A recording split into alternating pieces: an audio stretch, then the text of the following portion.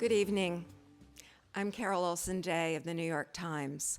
Welcome to the 11th Annual Arts and Leisure Weekend. Our next guests are two extremely creative film and television talents. Writing, producing, acting, directing, they do it all. She recently earned her third Emmy nomination as Outstanding Supporting Actress in a Comedy Series and is nominated for a Golden Globe Award this year as Best Actress in a Film Comedy. He is a three-time Emmy-nominated writer-director and Directors Guild of America award winner. Together, they've been making audiences here and around the world laugh and think with their film Bridesmaids, his fourth feature as a director and producer, and which she stars in, co-wrote, and co-produced. The film was named one of the 10 best films of the year by the Producers Guild, and it is nominated for a Golden Globe as Best Motion Picture Comedy and by the Writers Guild of America as Best Original Screenplay. You'll hear much more about these two singular talents from our moderator. This time of year, she's best known as the Carpetbagger, your nytimes.com guide to the red carpet and to the news and nonsense of the awards season. In the Carpetbagger blog, she and her colleagues take a look at films and the people who make and star in them, trends and breakthroughs, and moves by the moguls. When she's not the Carpetbagger, she's a culture reporter who has chronicled the changing creative landscape of Detroit. She's been embedded in an eco-art barge and toured with punk bands and profiled everyone from Tina Fey to Ghostface Killah. Please join me in welcoming Milena Rysick and our very special guests, Kristen Wiig and Paul Feig.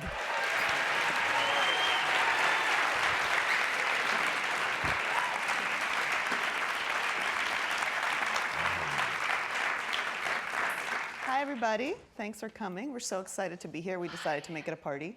I don't know if anybody has ever had drinks on stage here, so we get to Come on, yes. It was their idea. Will you all join us? That's right.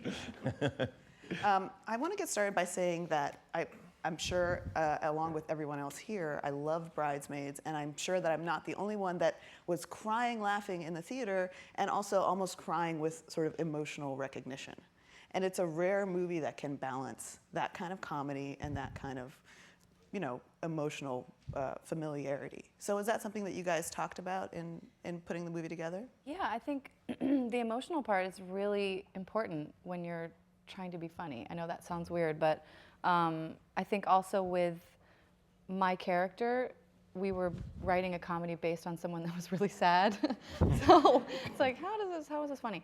And I think a lot of the struggles that she went through, people, some people can relate to, and she is sort of someone that's really lost.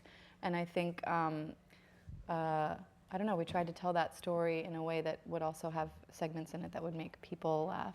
Mm-hmm. So. I mean, it's a theory of comedy that we, myself and Kristen and Judd, all have always, kind of embraced, which is it has to have this emotional core. It has to have a real story. You almost treat it like a drama first, and then you build the comedy up from there. And I think the problem with a lot of comedies, not putting them down, but what happens is they tend to build from the comedy down. So you go like, this would be funny, and this would be funny, this would be crazy, and then that's why you get these movies where suddenly it's funny, and then there's like the maudlin third act, or just kind of they are shoving in the love story, or shoving in and so it's much better to build like a scene on the plane with Kristen going crazy on the plane. It's great because we needed, that in the dress shop. We needed these two things where she screws up. So, okay, we know we need that for the plot. We need that to move the emotional story. So now what's the funniest way we can tell it? And so, so it's a good way to do it. You have to have that solid emotional base, or people don't engage. So when you were writing the script, Kristen and Paul, as you were making the movie, did you amp down? Did you say, this scene is amazingly funny, but we can't have this much funny in this movie? Do you have to amp down that way?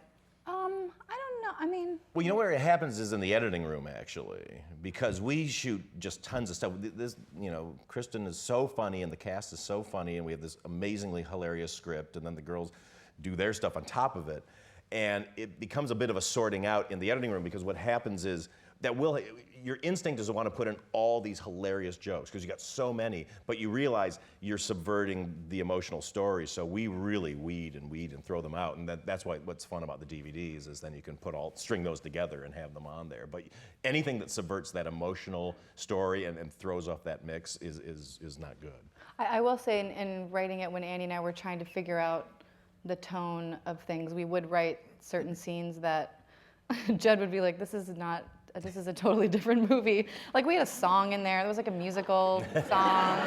There was one thing where like we thought Lillian died. It was like, he was like, that's funny, but this is not what this movie is. The tone is something that you guys really nail from the start. Yeah, because so much of the movie is the audience has to understand our friendship.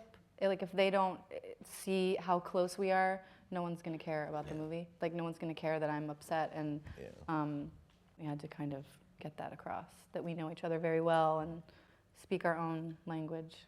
How much of your experience with Maya working on SNL did you bring to? A lot.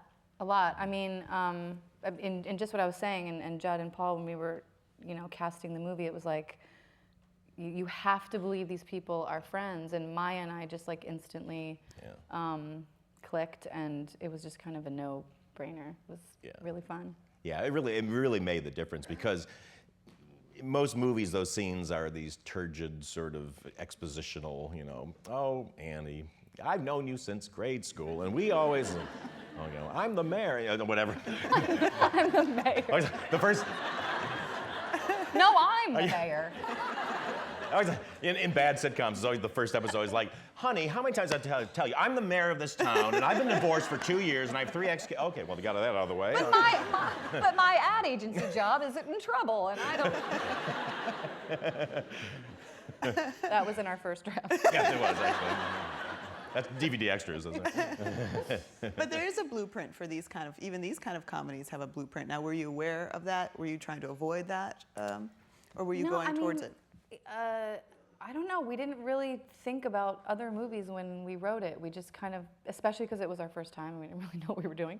But we didn't, watch other movies. We just kind of wrote what we wanted to write, and we never really saw it as like a wedding movie or a raunchy comedy, which a lot of people call it.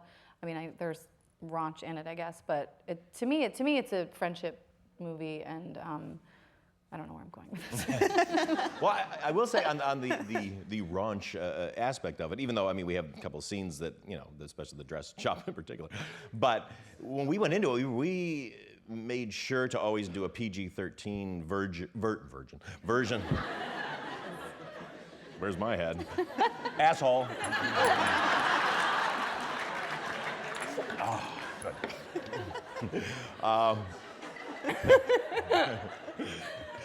To get a PG-13 version, because we did not know when we strung it together, if swearing and the R-rated stuff was going to work. We thought it very well might turn off our target audience for this. But what happened, we strung it together. What I love about that is it's so honest. The girls were able to speak honestly, and so much of their interaction, some of the swearing would just come up naturally, but it felt like women talking among their friends. Because women swear. Exactly, hello. We swear a lot. I know. God damn it, Too we much, do, actually. yeah. That's right. Oh, you and your punk band past.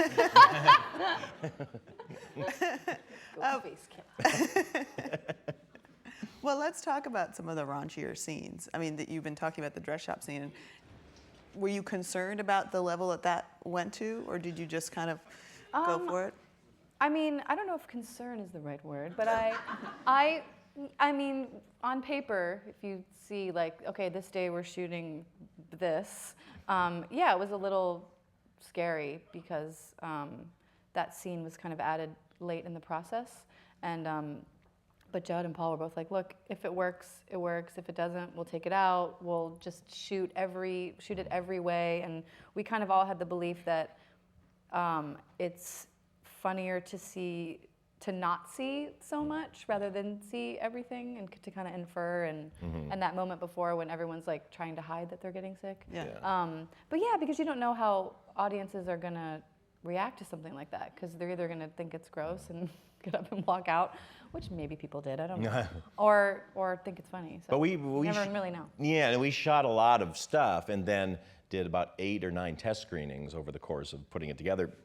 I would have versions that were way over the top, have versions that had nothing, and really, very mathematically, I hate to say, got to the point where we are, which is we just would feel like, oh, the audience wants a little bit more, oh, they want that's too much, and so that's kind of the fun of filmmaking is if you have all the pieces, and Kristen was such a, so great because she just went into it with this gusto and really just went for it, and I never forget you just always stepping forward, spraying, getting sweatier, the spray the can. She had a little can of Evian spray, and it just like when it's dripping down, it's so funny. But, but that's what you have to do. In comedy, you have to go for it because if you don't have the pieces, then it doesn't exist, and then you sort it out, and you just have to have a great editor, and you have to have great instincts and great people working on it and weighing in, and then it, kind of hopefully comes together. So, Paul, talk a little bit about how you coached all of these improvised moments, if you can coach that. You know what it is? You have to have a great script going in. I'm very suspicious of anything that goes in without a good script and just like it's all improv. That you can just go off the rails so easily. So you need this great script that gives you this emotional roadmap for each scene. So you go, here's what we need to accomplish in this scene, and here are the beats we need of it. So, I mean, in some ways, the improv gets overstated a little bit because it's not like, hey, just go bananas. It's make it your own, make it your own. So there's these set lines, but I've never been religious about this, and Kristen isn't either, about like, no, you have to say this line, and that's what like, especially like TV comedy, especially sitcoms, is all about, you change this the to an A, and you can't. Because then people aren't talking. So it's literally like, just make it your own, and they'll stick to the script and they'll find their things, and then I always do this thing, dealer's choice. Yeah, where I'm kind of like say whatever. Surprise me, yeah. Yeah. And then we'll get ideas, and Kristen will be feeding stuff in, and Annie Mumolo will be giving me Post-it notes, and then I'm kind of having stuff, and other people are, and then like. With Paula Pell was there helping sometimes, and Kent, and all the writer friends of ours that we really trust.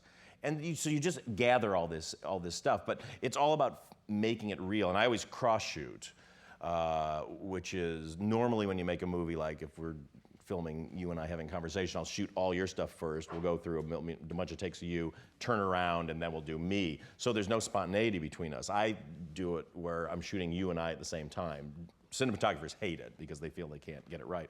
But it's so much, as an actor, it's so, because Totally. you can just say whatever you want. You don't have to remember the thing and then repeat it. And there's nothing like somebody's pure reaction to something the first time. And there's nothing, I've had this in the past when DPs wouldn't let me cross shoot, where a moment happens, you go, it's like lightning in a bottle, and I got one half of it. And then you go turn around and like, can you do that thing? And it's never there again. So it's all about, comedy's all about capturing lightning in a bottle and when it happens and getting it all at the same time. And so that's all I care about. And creating a safe environment where they can feel that they can all experiment and not be slapped down. Because when I was an actor for years and years, I'd have certain directors like improv, and they'd be like, what are you doing? And it creates this environment where you don't feel comfortable and you can't take chances. yeah, and we all felt very comfortable with Paul, and he was very, plus he's a writer and he's a funny guy himself, and he would be watching the monitor, and we would just be like putting little pieces of paper like in his pocket, and then he would just be like,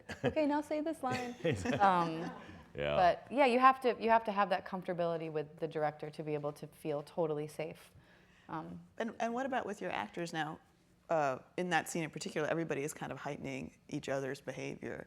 Did you guys talk in advance about, okay, Melissa's going to be the top, or Maya's character kind of gets to have the final note in that scene, or was that natural? As far as like who got sick when kind of thing? Well, That was all pretty scripted. Mathematical again. Yeah, exactly. No, but I mean, it kind of depends on the character too. Like Ellie's character, you can imagine, was just probably completely embarrassed and was probably holding. Is that what it looks like? You were a science teacher at one time, weren't you? Yes, I was. And then Wendy, of course, her character is just like, I got to get out of here. So it was just kind of like very character based, and having it start with Melissa, I think was in the script. Yeah. What did you guys do as a group to kind of get a rapport going? I mean, some of the people that you knew, LA men, that's all I'm going to say. Well, we did have an outing one night where Annie and I rented a party bus and filled it with stuff. Asshole. Asshole. And went to, sounds so bad when I say it. We went to a male strip club and had a very long night. And we have all been best friends ever since. But was it a sexy experience? No, it's funny. I mean, it's like, it's a male strip club. I'm just gonna give a lecture on this now. A male strip club is very different than a female strip club because it's like Had you been to a themes. male strip I club had before? once for a bachelorette party, which is kind of why we went to like the whole theme or whatever.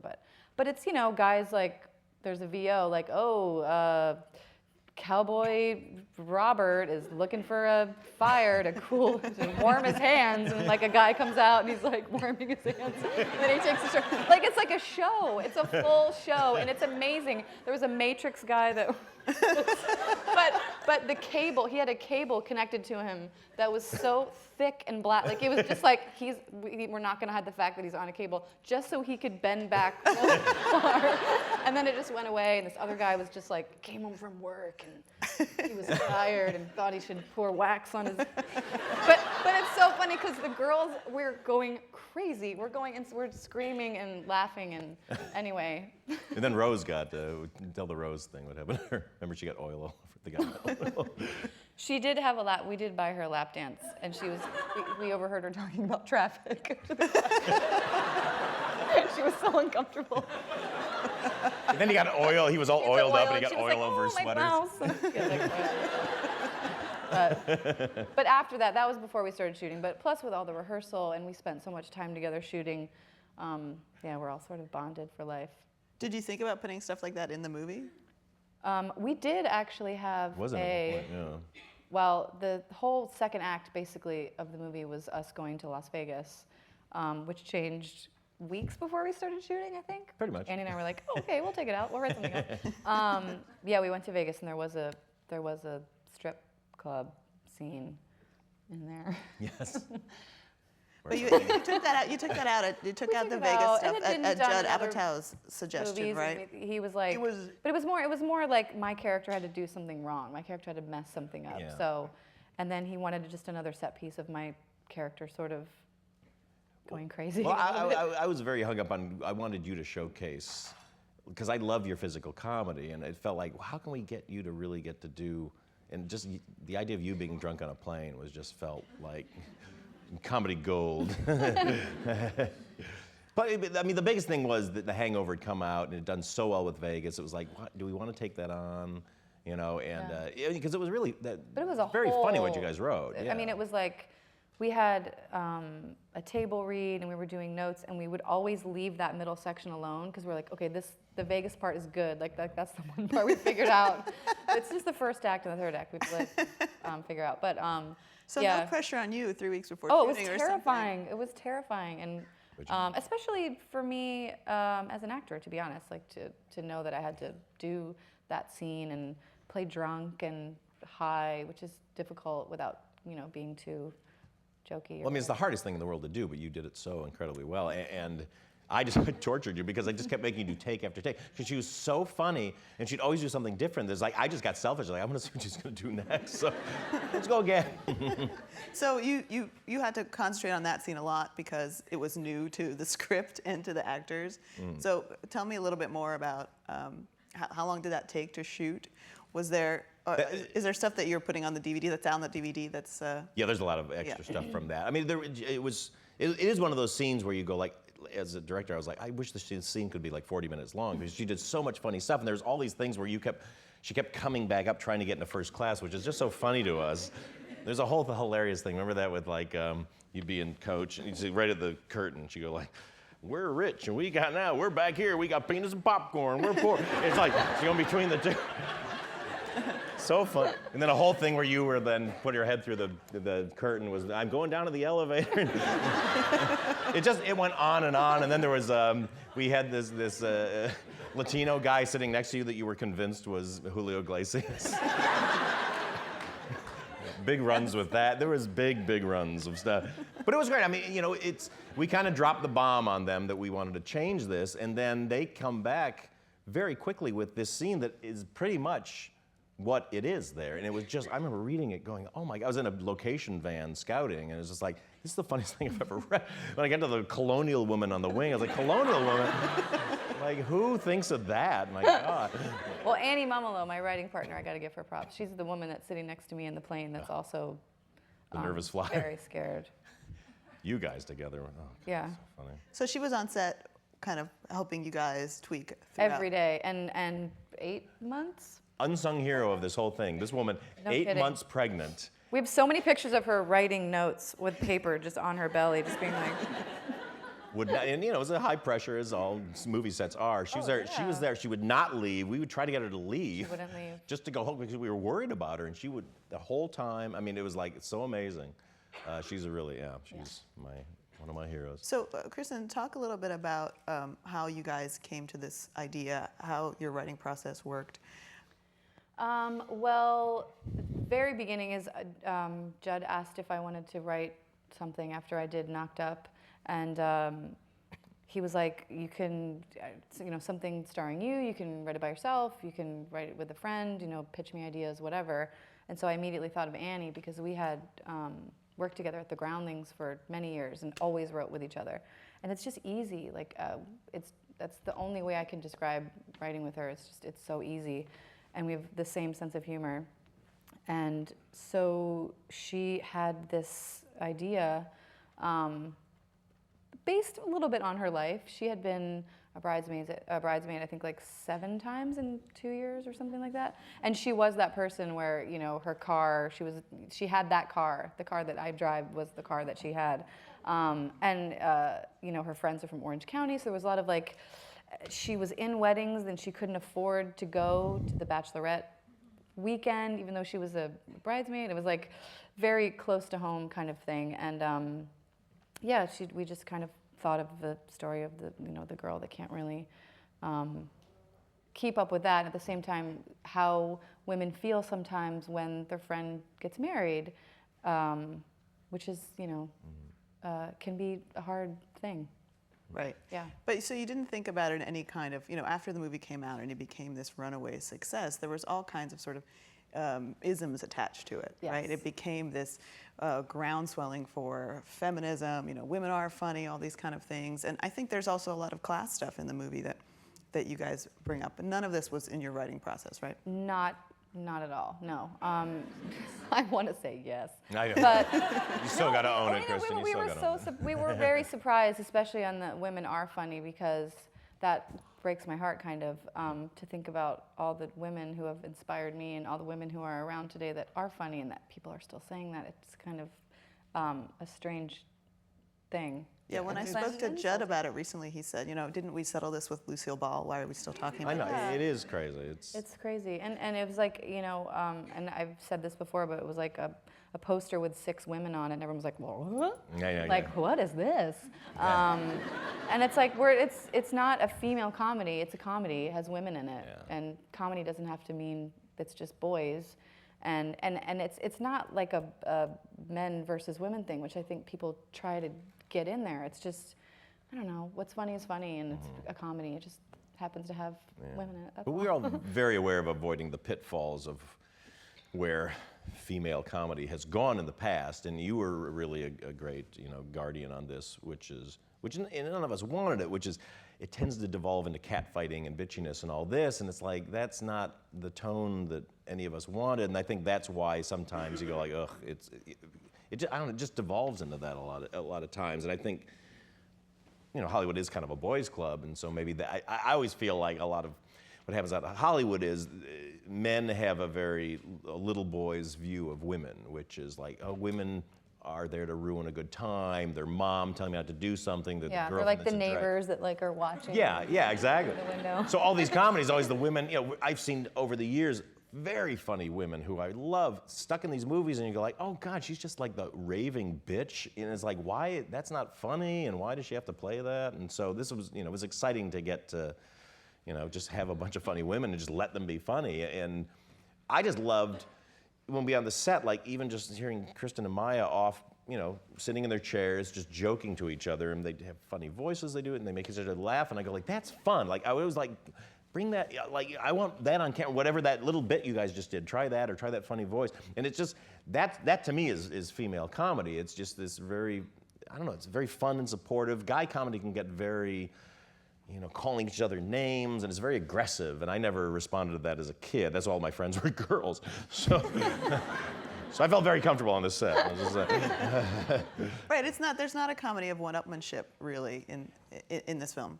No. And that's what I think I respond to in it, and that's why I've steered away from a lot of comedies that have been sent to me over the years, because it's always too aggressive, and it's always the one friend who wants to get laid, and he's like, pussy, and it's like, oh, stop saying these words and stop. I always feel like this is my own theory on guy comedy, which is there's always the guy, nerds, and then their friend who wants to get laid all the time. It's like, we exercise those guys out of our group so fast because we were just so like, ugh, who are these guys? And we'd all just go and nerd out at a comic book shop or something. Anyways, group therapy all the time. So Paul, you come from doing a lot of TV, writing and directing, and of course, Freaks and Geeks. So, Thank you. For both of you, this was kind of a new experience, you writing the feature and you directing it. So can you talk a little bit about shouldering the mantle of that experience, especially with Judd producing? Well, it's fun. I mean, Judd and I we've been friends forever. We were both stand-up comedians together way back in the 80s. And so we've had a rapport. We've always bonded over a similar sense of humor. Like when I wrote Freaks and Geeks as a spec script, he had a deal at DreamWorks, and he had just seen this independent film I'd made, and he was like, "Have you ever had an idea?" So I sent it to him immediately, like, "Oh, this is our sense of humor." So it was really like a no-brainer. And then we just kind of stayed in touch over the years, and I don't know, I mean, I've made 2 other feature films for studios that didn't do well, so it was nice. I kind of got to figure out what goes wrong, what goes right. So I learned a lot on those of like what I don't want to have happen and what I have to guard against. So by the time I got to this, I felt very ready from television and from my movie experience to know what to guard against and know where you need the power. And somebody like Judd is great because he can protect you from, not that the studio was great, honestly. They really were on our side, but he just could, kind of create this environment where we don't have to worry about that outside politics, and we could just get in there and do our thing. And it was a really, other than logistical problems that you have just in the nature of movie making, it was a very pleasant shoot, Yeah. My own biggest worry was just like screwing it up, for everybody. Because because I did know that with all these women in this movie, I did feel this thing of like, this doesn't happen all the time. And there was this weird pressure I felt of like, if I screw this up, it's gonna be looked at, this will be the example of going like, see, that's why you can't do it. And so I think that was the one thing I was always kind of like, oh, please just, let this work. But everybody every day was so great, and they made it really easy. Right, there had to be some pressure on the film because of that idea. Yeah. And talk a little bit about how you felt when you got to kind of be like, showed you guys the hit. It was a big fee you. He wrote a letter to everybody, everyone that just said, I showed you guys. I ran around. Paul. Exactly. Show my butt. No, it was nice because, again, when you're in the middle of it, you go like, oh, we're just doing it. You never know when you're shooting something. Yeah. You never, ever know. And we didn't you could love every day and love every person and feel like you have something special, and then it comes out and then no one sees it. Or the opposite. I mean, you have no, especially with comedy, you don't know how people are going to respond ever. Yeah, because you don't know how it's going to be put together. I mean, I was an actor for 15 years and then went behind the camera, mercifully. You're welcome, everyone. Not because I'm behind the camera, because I'm not in front of it. But what I've seen over the years, and in my experience, was I've seen people do great performances. I've done what, I don't think they're great, but I've done things where I go like, oh, I think I really nailed it. And then you'd see the product and just go like, they didn't shoot it right, they didn't edit it right, they put the weird music on it, they put a shitty sound effect on it. And so that's why, we're always, Judd and I are always kind of like, hey, comedy's really hard, when it comes to award season, because it really is hard to kind of hit, because comedy has to seem effortless. And to make it seem effortless, you have to do so much work. You have to it's just a Put lot so of much effort into it. so much effort into being effortless. And then it's the reason why Steve Carell never won an Emmy Award, because he's so effortless on the Office that people kind of assume that's just who he is and he's just doing that. It's like, no, this guy's the hardest working. He's a genius. Yeah, but that's oh whoa, are we like if people don't understand what we do, so that's why when something comes out and it does well, then you're like, oh, thank God, okay, it worked. And so it's less of a kind of a, we showed you, a more kind of like, oh, phew, okay, we got it right. And then you just worry, can you do it again? So. Right. Well, I'm sure that a lot of that. Because we don't want to be an asshole. Thank you, Kristen. But a lot of that. I like how you're joining in. I like a party. What? A lot of the dynamic there is about the casting, right? Oh, What you're talking about. it's all cast. Casting was Yeah. huge. Yeah. It was, yeah. Kristen, were you in the room for the casting? Yeah, I was, which was really weird as an actor to be on the other side. I thought it was going to be kind of cool, like, oh, I get to like read with people and then be that person that stays in the room, but it's so awful. Yeah. Because you remember as an actor coming in and being nervous and always feeling like you did a bad job. Maybe that's just me, but when you leave, and it's so interesting. We saw so many amazing people, and we got really lucky. Yeah. Yeah. So for But you just kind of know. You kind of know. But it is that thing where you kind of see all these people and go, they're great. Have this list of like, it could be this person, and then somebody comes in and just like, and then blam, and just kind of blows everybody else out of the water. Yeah. And you wait for those kind of aha moments, and then they happen, but you'd have to see a ton of people for it to happen. Yeah. I'm guessing Melissa McCarthy was one of the aha moments. Yeah, but very late in the process, though. Yeah. Well, Very. Andy and I have known her from Groundlings, and we were like, you guys got to see this girl. Mm-hmm. She's one of the best sketch performers I've ever worked with at the Groundlings. Yeah. She came in character, right? Dressed in a sort of. She kind of, yeah. I mean, not full on. She had a nod to it. She definitely had a pants take on. on it. Yes. And an action sandal. But no, I mean, it was really late in the process. We'd seen a lot of people, and we had really good candidates, but it was always that feeling of like, something's not quite there. And then, then they said, you have Sarah Friend, she's at the Groundlings, and people line up around the block, and she came in and was just like, oh my God. Yeah. So. Because that character also had to be, she was the only one in the group that knew who she was, Yeah. and that was extremely confident and didn't care what anybody thought about her, which, in the end, you find my character's kind of trying to be like, and in the beginning you think that that's the person she would have the least amount in common with. Mm-hmm. And she just, obviously, it speaks for, she nailed it. It was amazing, yeah. So It in was the great to watch. in the arc of your character in the script, you knew that her character was the one that you wanted to emulate. Yeah, because in the very beginning you think she's the one that She's the weirdo. is like the crazy one that really wants to be friends with her, and it's like, okay, thanks. But then you find out that what my character is really striving for is to just be okay with where I am, and to not feel like I have to be at a particular point in my life, which I think, especially women in that age group, there's a pressure if you're not at a certain place, I think. I'm speaking generally, but like whether you're married or have kids or have that job, because so many people around you have that, and you feel like, oh my God, what's wrong with me? And there's this girl walks in who is completely confident and doesn't care what anybody thinks at all, and she's the happiest person, in the group. And she also is works at NASA or something. She's very successful. She's very, she has 10 a lot of houses or whatever.